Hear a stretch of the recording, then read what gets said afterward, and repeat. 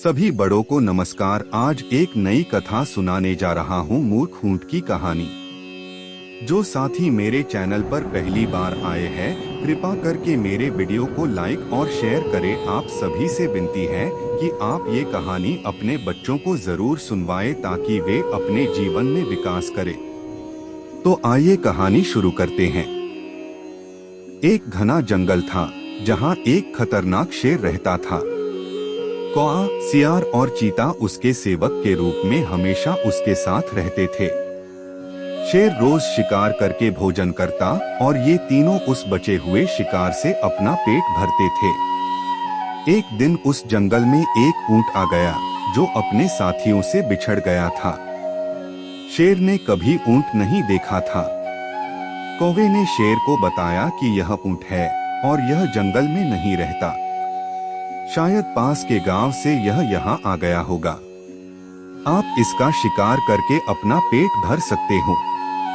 चीता और सियार को भी कौवे की बात अच्छी लगी। तीनों की बात सुनकर शेर ने कहा कि नहीं, यह हमारा मेहमान है, मैं इसका शिकार नहीं करूंगा। शेर ऊंट के पास गया और ऊंट ने उसे सारी बात बताई कि वो किस प्रकार अपने साथियों से बिछड़कर जंगल में पहुंचा। शेर को उस कमजोर ऊंट पर दया आई और उससे कहा कि आप हमारे मेहमान हैं, आप इस जंगल में ही रहेंगे। कौआ, चीता और सियार इस बात को सुनकर मन ही मन ऊंट को कोसने लगे। ऊंट ने शेर की बात मान ली और जंगल में ही रहने लगा। जल्दी ही जंगल की घास और हरी पत्तियां खाकर वह तंदुरुस्त हो गया। इस बीच एक दिन शेर की जंगली हाथी से लड़ाई हो गई और शेर बुरी तरह से घायल हो गया। वह कई दिन तक शिकार पर नहीं जा सका। शिकार न करने पर शेर और उस पर निर्भर कौआ, चीता व सियार कमजोर होने लगे। जब कई दिनों तक उन्हें कुछ भी खाने को नहीं मिला तो सियार ने शेर से कहा कि महाराज, आप बहुत कमजोर हो गए हैं और अगर आपने शिकार नहीं किया तो हालत और ज्यादा खराब हो सकती है। इस पर शेर ने कहा कि मैं इतना कमजोर हो गया हूँ कि अब कहीं भी जाकर शिकार नहीं कर सकता। अगर तुम लोग किसी जानवर को यहाँ लेकर आओ तो उसका शिकार करके मैं अपना और तुम तीनों का पेट भर सकता हूँ। उम्मीद है आपको कहानी पसंद आ रही होगी। कृपा करके मेरी वीडियो को लाइक शेयर कर दे और मेरे चैनल को सब्सक्राइब कर दे। अब आगे की शेष कहानी सुनिए। इतना सुनते ही सियार ने तपाक से कहा कि महाराज, अगर आप चाहें तो हम ऊंट को यहाँ लेकर आ सकते हैं, आप उसका शिकार कर लीजिए। शेर को यह सुनकर गुस्सा आ गया और बोला कि वह हमारा मेहमान है, उसका शिकार मैं कभी नहीं करूँगा। सियार ने पूछा कि महाराज, अगर वो स्वयं आपके सामने खुद को समर्पित कर दे तो? शेर ने कहा, तब तो मैं उसे खा सकता हूँ। फिर सियार ने कौवे और चीते के साथ मिलकर एक योजना बनाई और ऊंट के पास जाकर बोलने लगा कि हमारे महाराज बहुत कमजोर हो गए हैं, उन्होंने कितने दिनों से कुछ नहीं खाया है।